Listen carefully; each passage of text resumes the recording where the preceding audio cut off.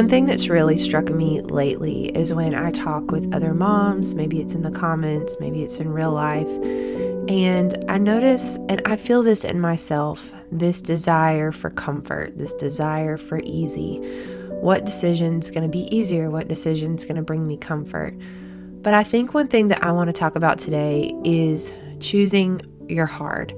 Because what we do have is we do have a power to choose. What's one of the last great freedoms that we have as humans is the power to choose. And a lot of times I think that we think we're choosing between hard and easy when really, oftentimes life is just hard. So what does it look like to choose our hard? Now, today I'm going through homeschooling. Mainly you're going to see me homeschooling the little girls and working on phonics with my 7 and 5-year-old while the baby is in tow. And you won't see a lot of me homeschooling the big boys today, but I am homeschooling them. And a lot of times I get this comment like, I could never do that. That's so hard. But I also really want to give credit to all the moms who drive their kids to school and pack lunches and deal with a lot of teachers' meetings and homework. That's not easy either. And so I think there's just this really interesting idea out there that somehow we are choosing between hard and easy. So what does it look like in motherhood to try to strategically choose our hard? What does it look like to wake up to the idea that having one child is hard, having 2 children is hard, and me about to have my 6th child is hard, and giving credit to the moms with one child because, actually there is a lot of hard things that come from just having one child, and you have to be there to entertain them. And when you have 2, and they're little, it's all on you. You don't have a lot of help. And so I think sometimes we can get this notion that, oh, okay, well now I've leveled up and I have 3, 4, 5 kids. And what did I ever do when I had 1? It was so easy. But when we have 1, we're learning everything and everything is new. And so I never want a new mom to feel shame that it's hard. It is hard giving up our independence when we first have a baby. It is hard learning how to feed a baby and how to take care of a baby.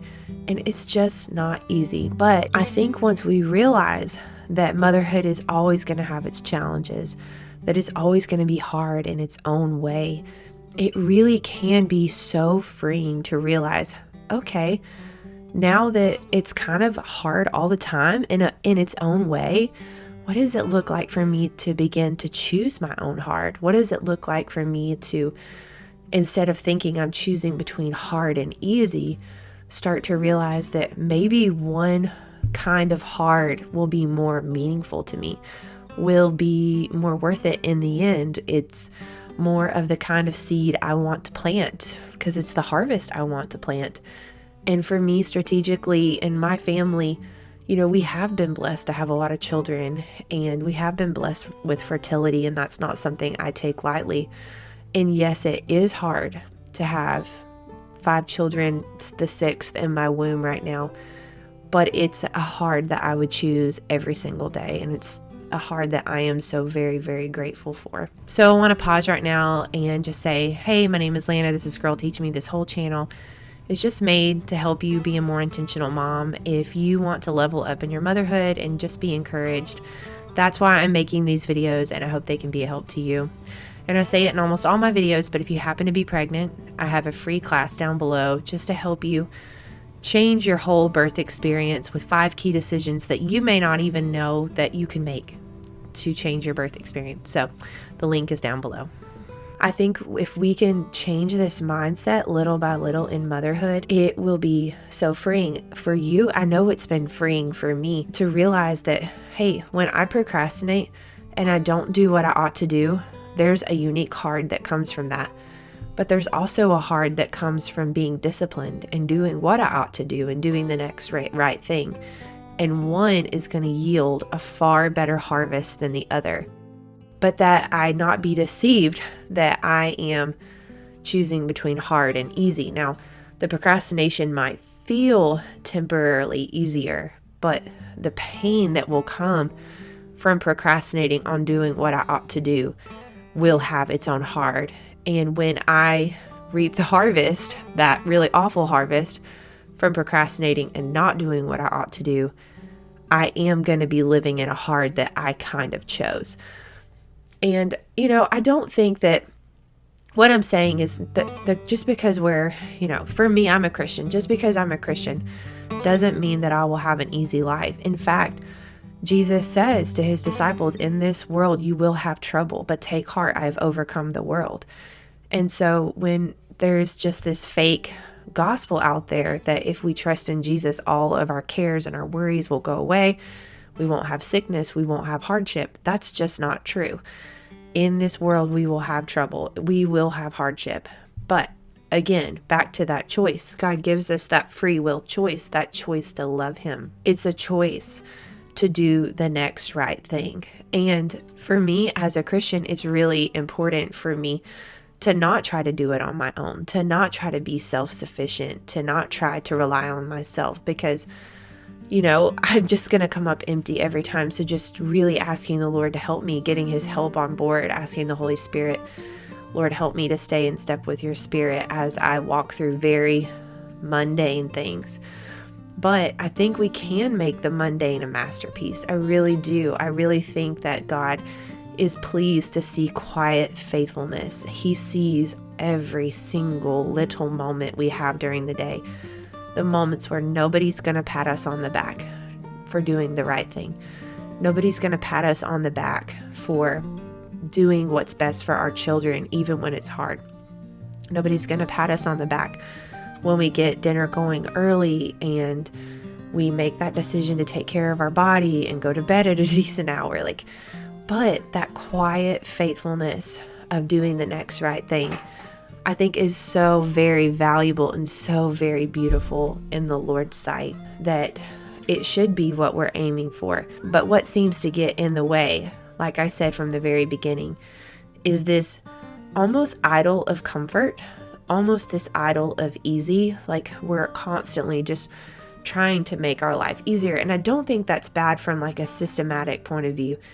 And trying to utilize the dishwasher, utilize the crock pot or the Instapot, putting the quote unquote servants to use, the servants that we have in our home, the equipment that we can use as a tool to help us. Absolutely, we should use that. It's that desire of the heart to never hit hard things, to never have to push through the uncomfortable, to find the easy path. And really, I think even sometimes this can creep in from the very beginning of motherhood, from the very beginning, even with birth. I am convinced there really is no easy way to have a baby. I think the cascade of interventions that can happen when we get induced and we go down that path towards, C-section and things like that, that is its own unique hard. So that's just an example of that it's hard to have a natural birth. And some women say they can never do that. And also, it's really hard at times to have a needle put in your back and to go down the cascade of interventions and to feel like you don't have a lot of control and then to end up with a C-section at times. And that healing from a C-section, I've never had a C-section, but I have friends, and you can't hold your baby the same way you would be able to that first week. And so I think sometimes in the mom space, it can feel like there's camps, like mommy camps, where women huddle almost like in pride that they've figured out the way because they think that the other way is harder in some way or doesn't have the same value. And what I want to say is we get to try as best we can to choose our hard. Not always. Sometimes hard is flung upon us, but in the decisions that we do have some control over, it can be so very freeing if we realize we're not helpless. In almost every situation that we might ever face, there will be the power to choose. It might even just be simply the power to choose how we react to what happens to us, how we react to that really unfortunate circumstance, how we react when somebody hurts us or causes us pain or misunderstands us. That's our choice, And so the power to choose even when it's hard. I think just in my early motherhood, I really felt like I was doing things wrong because it constantly felt so hard.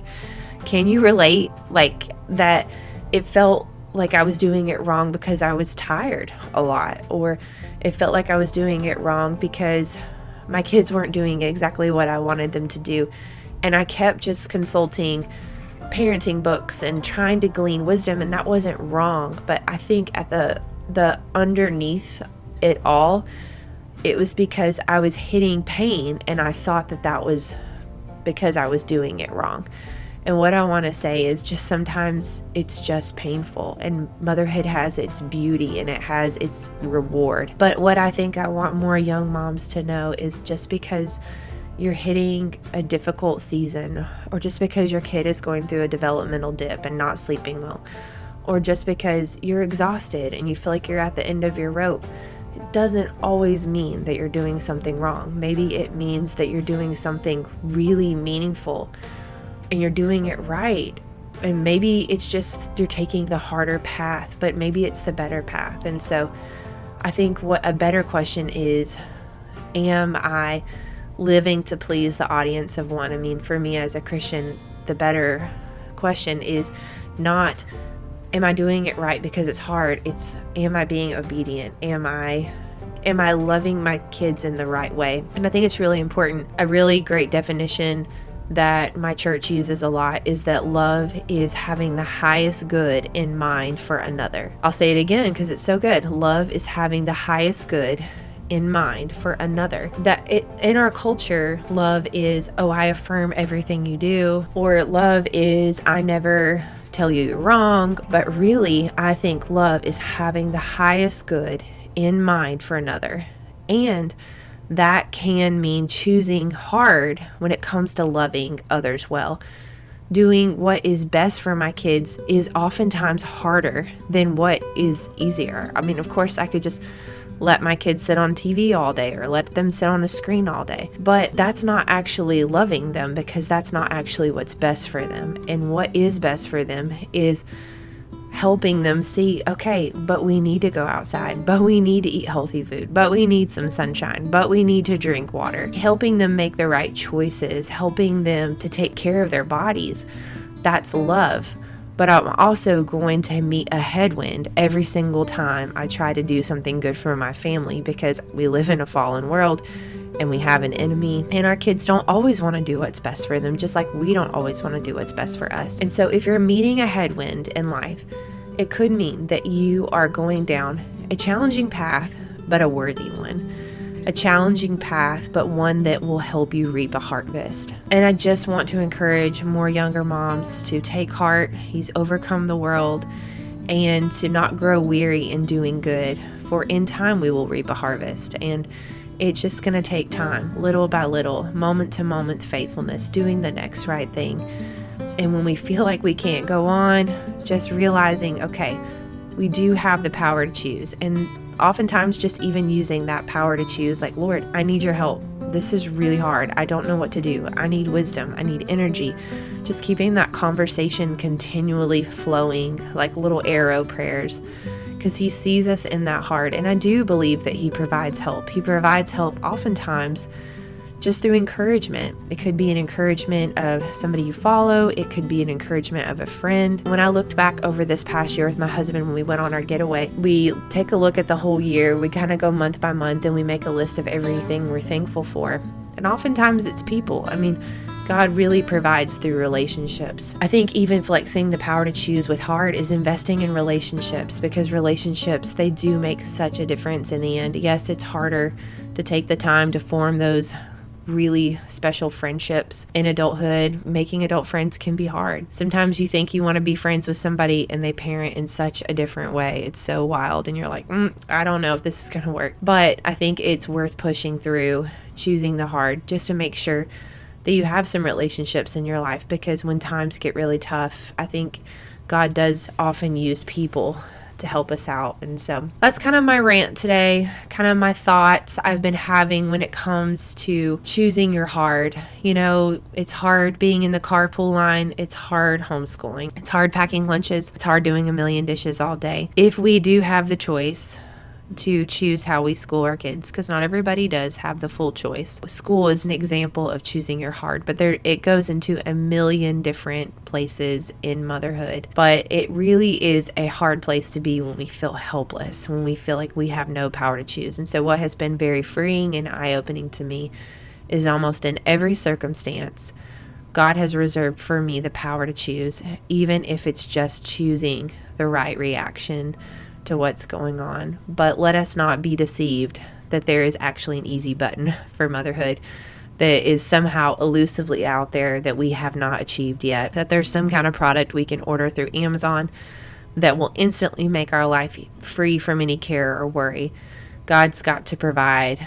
He wants us to stay dependent on him because he loves us. And so just wanted to address the easy versus hard today. It's so unnecessary dwelling about the past, 'cause I know that God is good. He led me to where I'm at. Sometimes I feel like giving up, you're giving in, but everything happens for a reason. It won't always be blue skies ahead. Sometimes you might need a helping hand. Just like iron sharpens iron, making me stronger, calling me higher. When we come together, just like iron sharpens iron, making us stronger, calling us higher. When we're helping each other, we're growing together.